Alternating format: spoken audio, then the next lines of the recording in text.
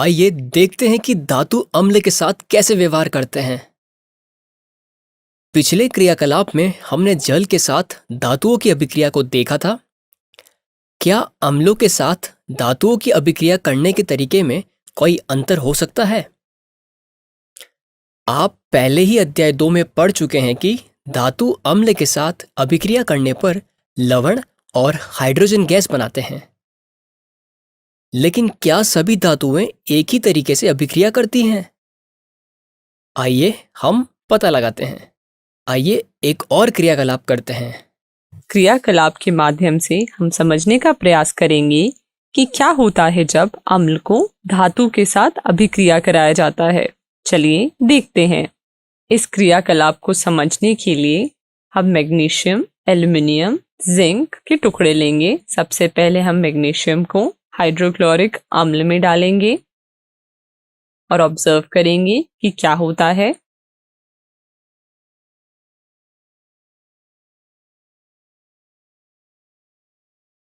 अब हम एल्युमिनियम को हाइड्रोक्लोरिक अम्ल में डालेंगे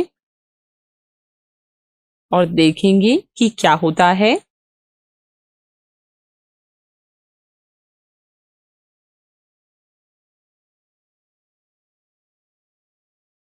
अब हम दूसरा धातु लेंगे। अब हम जिंक लेंगे और इसे हाइड्रोक्लोरिक अम्ल में डालेंगे और देखेंगे कि क्या होता है। अब हम कॉपर लेंगे और उसे हाइड्रोक्लोरिक अम्ल में डालेंगे और ऑब्जर्व करेंगे कि क्या होता है। क्रियाकलाप में उल्लेखित धातुओं की अभिक्रियाशीलता को समझने के लिए हम चर्चा शुरू करते हैं। तनु हाइड्रोक्लोरिक अम्ल के साथ मैग्नीशियम की अभिक्रिया तनु हाइड्रोक्लोरिक अम्ल के साथ सोडियम की अभिक्रिया की तुलना में कम तीव्र होती है।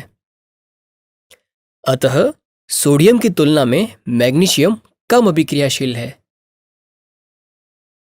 आपने देखा होगा कि मैग्नीशियम की स्थिति में बुलबुले के गठन की दर सबसे तेज होती है। इस स्थिति में अभिक्रिया सबसे अधिक ऊष्माक्षेपी होती है और तनु हाइड्रोक्लोरिक अम्ल के साथ एल्यूमीनियम धातु की अभिक्रिया मैग्नीशियम की तुलना में कम तीव्र है। अतः एल्यूमीनियम मैग्नीशियम की तुलना में कम अभिक्रियाशील है। इसी तरह हम यह निष्कर्ष निकाल सकते हैं कि जिंक एल्यूमीनियम की तुलना में कम अभिक्रियाशील है। ऐसा क्यों? क्योंकि एल्यूमीनियम की तुलना में जिंक की अभिक्रिया कम तीव्र है और बुलबुले बनने की दर भी एल्यूमीनियम की तुलना में कम है। लेकिन कॉपर धातु की स्थिति में हाइड्रोजन गैस के बुलबुले नहीं बनते हैं। यह दर्शाता है कि कॉपर तनु हाइड्रोक्लोरिक अम्ल के साथ बिल्कुल भी अभिक्रिया नहीं करता है। इससे पता चलता है कि कॉपर इन धातुओं से कम अभिक्रियाशील है। आइए निम्नलिखित धातुओं को उनकी अभिक्रियाशीलता के घटते क्रम में व्यवस्थित करें। मैग्नीशियम, एल्यूमीनियम, जिंक और कॉपर। लेकिन सोने के बारे में आप क्या सोचते हैं? क्या आपने एक्वा रेजिया का बारे में सुना है? एक्वा रेजिया 3:1 के अनुपात में सांद्र HCl एवं सांद्र HNO3 का ताजा मिश्रण होता है। यह सोने को गला सकता है। आपको यह जानकर आश्चर्य होगा कि यह उन अभिकर्मकों में से एक है जो सोने एवं प्लेटिनम को गलाने में समर्थ होता है।